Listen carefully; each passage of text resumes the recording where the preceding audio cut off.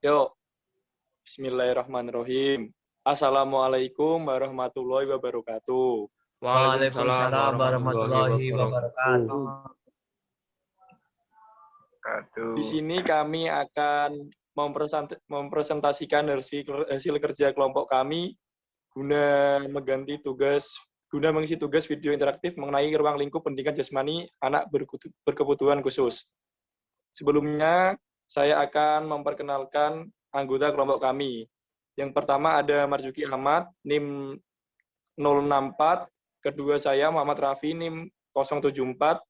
Yang ketiga ada Arik Fandi Ahmad, NIM 081. Yang keempat ada Anafi Julfikor, NIM 087. Yang kelima ada Rido Dwi Firmansyah, NIM 088. Yang keenam ada Tegar Widodo, NIM 101. Yang ketujuh ada Nanang Setiawan, NIM 111. Next.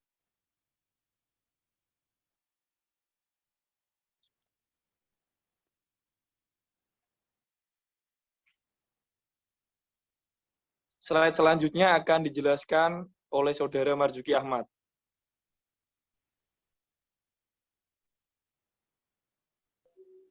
Anak luar biasa. Istilah lain bagi anak berkebutuhan khusus adalah anak luar biasa dan anak cacat. Anak berkebutuhan khusus, Heward, adalah anak dengan karakteristik khusus yang berbeda dengan anak pada umumnya, tanpa selalu menunjukkan pada ketidakmampuan mental, emosi, atau fisik, yang termasuk ke dalam ABK antara lain tunanetra, tunarungu, tunagrahita, tunadaksa, tunalaras, kesulitan belajar, gangguan perilaku, anak berbakat, anak dengan gangguan kesehatan.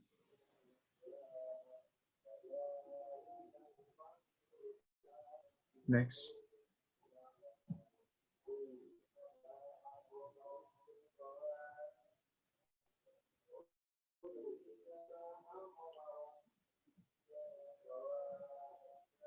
Pendidikan jasmani. Menurut Dudi Pamungkas, pendidikan jasmani merupakan suatu proses seorang sebagai individu maupun anggota masyarakat yang dilakukan secara sadar dan sistematik melalui berbagai kegiatan dalam rangka kemampuan dan keterampilan jasmani, pertumbuhan, kecerdasan, dan pembentukan watak.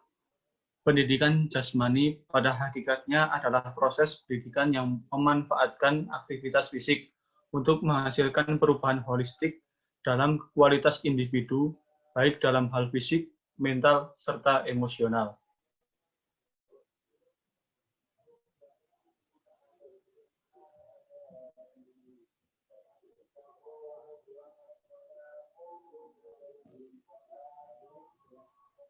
Penjas adaptif.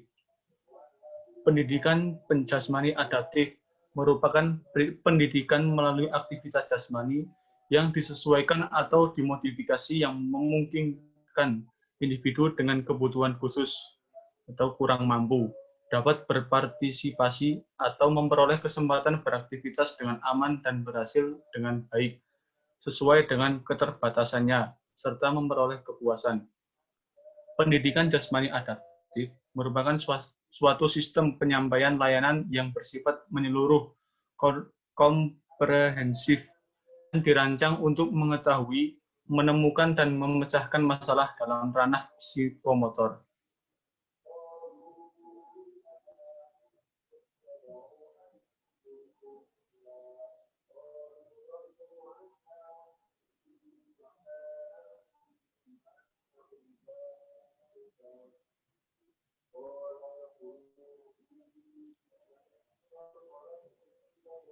Aku menaiki.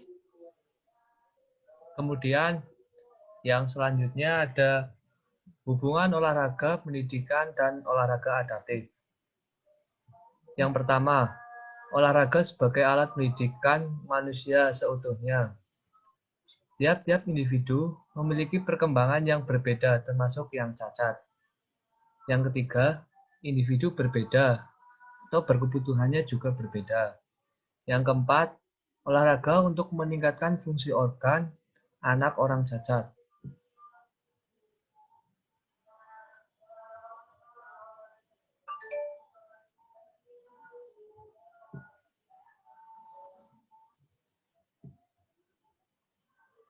Untuk tujuan penjas adaptif sendiri yaitu yang pertama, tujuan umum. Tujuan umum yaitu untuk membantu siswa yang berkelainan dalam pertumbuhan dan perkembangan jasmani, mental, emosional, dan sosial yang sesuai dengan potensinya melalui program aktivitas jasmani yang dirancang khusus dengan hati-hati.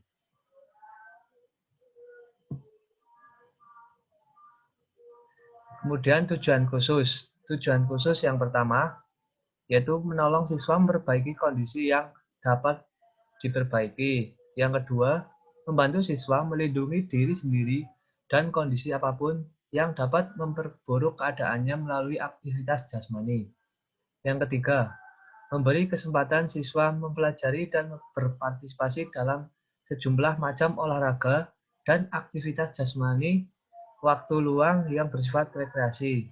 Yang keempat, menolong siswa memahami keterbatasan jasmani dan mentalnya. Kemudian, slide selanjutnya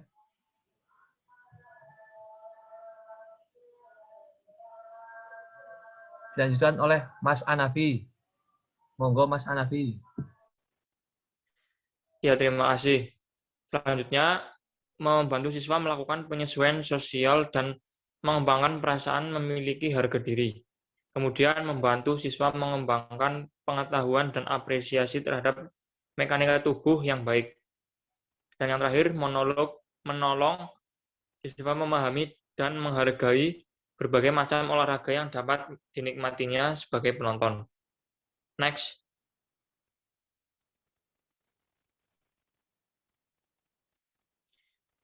Kemudian manfaat penjas adaptif. Yang pertama, merangsang pertumbuhan dan perkembangan jasmani. Yang kedua, mempengaruhi perkembangan keterampilan gerak. Ketiga, membantu mengembangkan efisiensi koordinasi saraf, otot, atau neuromuskuler. Yang keempat, membantu pengembangan kesegaran jasmani seperti kekuatan tubuh, daya tahan, kelentukan, daya tahan kardiovaskuler yang berguna bagi kehidupan sehari-hari. Membantu mengembangkan emosionalnya. Membantu pengembangan sosial agar dapat berinteraksi dengan lingkungan sosialnya. Yang ketujuh, membantu pengembangan intelektualnya. Next. Kemudian tahap-tahap perolehan keterampilan motorik dalam olahraga. Yang pertama ada tahap dasar pengembangan sistem saraf. Yang kedua tahap proses integrasi. Yang ketiga tahap keterampilan fungsional. Dan yang keempat tahap keterampilan gerak atau dalam olahraga. Kemudian disambung oleh Mas Arik Fandi. Oke, terima kasih Mas Anafi. Selanjutnya ada tahap dasar pembangunan sistem saraf. Tahap dasar pembangunan sistem saraf ini tergantung dari proses operasionalisasi sistem saraf dalam menerima masukan atau sistem sensori saraf. Sistem tersebut mencakup refleks primitif, sistem vestibular, penglihatan dan refraktif, pendengaran, perabaan, sistem kinestetik, dan refleks keseimbangan. Keseluruhan sistem tersebut merupakan komponen penting dalam gerakan yang berguna dalam Central Nervous System atau CNS. Next.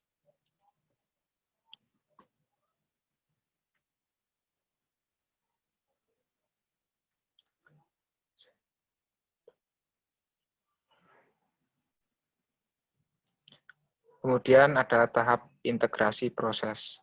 Tahap integrasi proses adalah tahap fungsi gerak dan tahap-tahap berkaitan dengan kualitas gerak. Tahap integrasi proses mencakup persepsi motorik, kesegaran jasmani, dan kesegaran gerak atau motor fitness. Persepsi motorik meliputi keseimbangan gerak, kesadaran tubuh, bayangan diri, dan kesadaran ruang. Kesegaran jasmani meliputi kekuatan otot, daya tahan otot, dan daya tahan kardiovaskuler. Kesegaran gerak meliputi kelincahan, power, kecepatan, dan koordinasi. Next.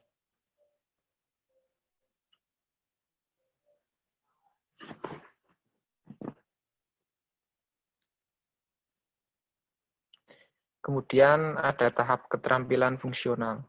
Contoh keterampilan fungsional adalah keterampilan dasar lokomotor dan keterampilan mengontrol objek. Keterampilan dasar lokomotor meliputi keterampilan berjalan, berguling, merangkak, lari, melompat, berjingkat, sliding, memanjat, mencongklang, dan skipping. Slide selanjutnya akan dibacakan oleh Mas Rido.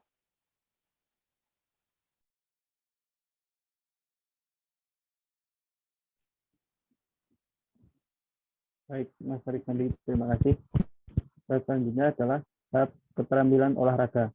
Keterampilan olahraga merupakan keterampilan yang diperoleh melalui latihan yang berulang-ulang dan setelah melalui tahap kematangan CNS. Keterampilan olahraga meliputi keterampilan mendribel, menembak, memukul dengan pemukul, melontarkan bola, bermain ski, tumbling, menjebak, dan menyelam. Next.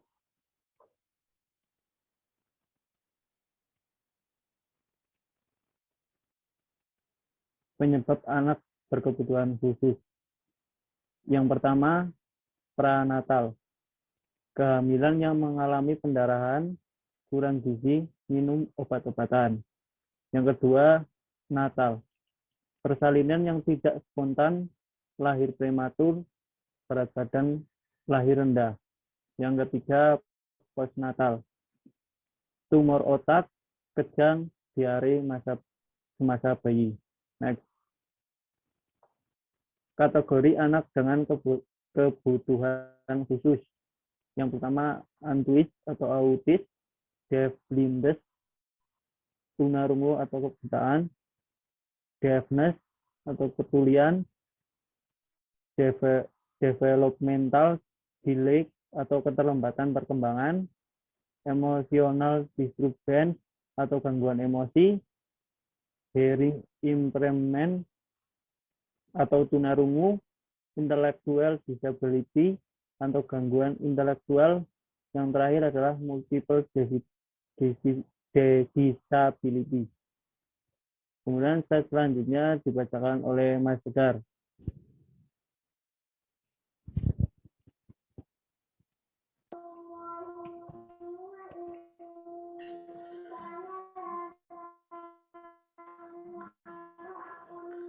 Kemudian ada orthopedic impairment, penurunan ortopedik, ada orther health impairment, gangguan kesehatan lain, specific learning disability, ketidakmampuan belajar spesifik, kemudian speech or language impairment, gangguan bahasa, dan traumatic brain injury, cedera otak. Next. Oke, cukup sekian pemaparan materi dari kelompok kami Terima kasih. mengenai ruang lingkup tes anak berkebutuhan khusus.